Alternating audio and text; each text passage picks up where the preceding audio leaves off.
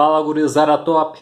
Mais uma aula aqui sobre os radicais, sobre a radiciação. Dessa vez com uma propriedade aqui muito legal, muito interessante, muito importante dentro do estudo da matemática, que é o caso das potências com expoente racional. Como é o caso aqui, ó. A gente tem uma potência e o expoente é um número racional. No caso aqui, ele está expresso na forma de uma fração.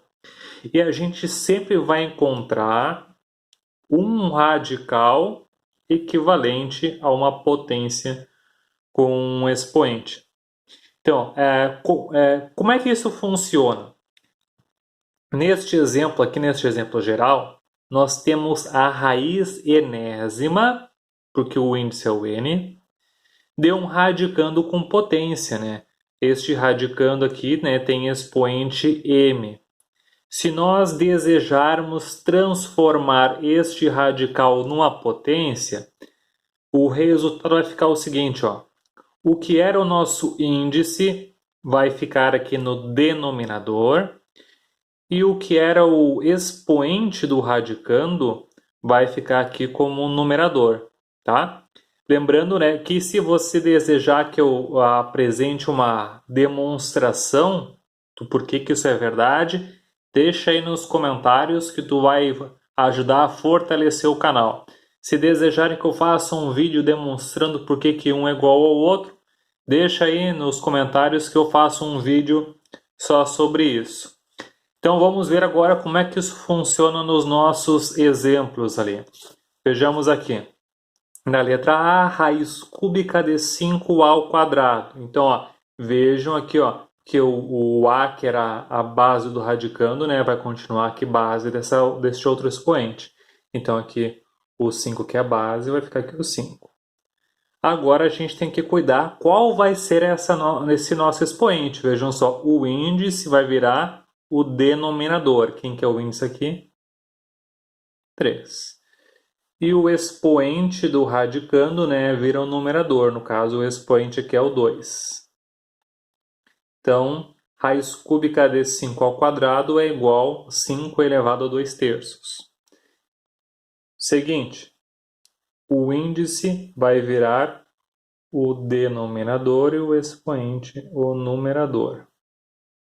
Aqui, ó, não aparece o índice, mas tem que saber que quando não aparece é o 2.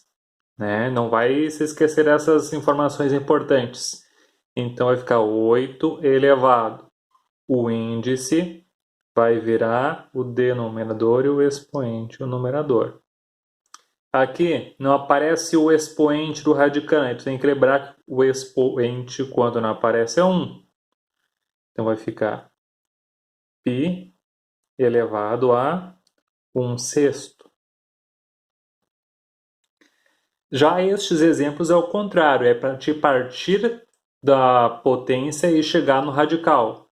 Então aqui vai ficar raiz de quem? Vejam só, o índice é igual ao denominador que do expoente. Se o denominador é 4, nós vamos ter a raiz quarta de 10 ao cubo. 4 elevado a 1 terço vai ficar raiz cúbica de 4 elevado a 1. Aí este 1 não precisa aparecer, então a resposta mais simples é a raiz cúbica do 4. Aqui vai ficar a raiz quadrada de 6 ao cubo. Aí lembra que raiz quadrada não precisa aparecer o índice, então fica aqui, ó, raiz quadrada de 6 elevado ao cubo. Isso dá para simplificar utilizando as propriedades, ó. 6 ao cubo é 6 ao quadrado vezes 6. Então, qual destes 6 aqui que a gente consegue tirar da raiz? Este aqui. Então, fica 6 raiz de 6. Porque aqui nós já estamos utilizando propriedades vistas nas aulas anteriores. Se você ainda não viu, volte lá que nós temos um conteúdo completo aí sobre radicais. O último aqui, ó. Pode aparecer também do expoente, que é um caso, ele é racional, só que ele está na forma decimal. Então a gente transforma ele numa fração. 0,5 é igual a 5 décimos. Essa fração a gente consegue simplificar dividindo por 5. 5 dividido por 5 é 1, 10 dividido por 5 é 2. Então, transformando, né, o 2 vai ser o nosso índice e o 1 que vai ser o nosso expoente. Então, finalizando aqui embaixo, para não ficar ali tudo misturado, fica a raiz quadrada de 2, que o índice não precisa aparecer quando é 2 e o expoente não precisa aparecer quando é 1. Vejamos agora exemplos com expoente racional negativo. Aqui a gente vai usar uma somatória de propriedades, porque nós vamos precisar de propriedades vistas anteriormente. Se não viu, volta nas videoaulas.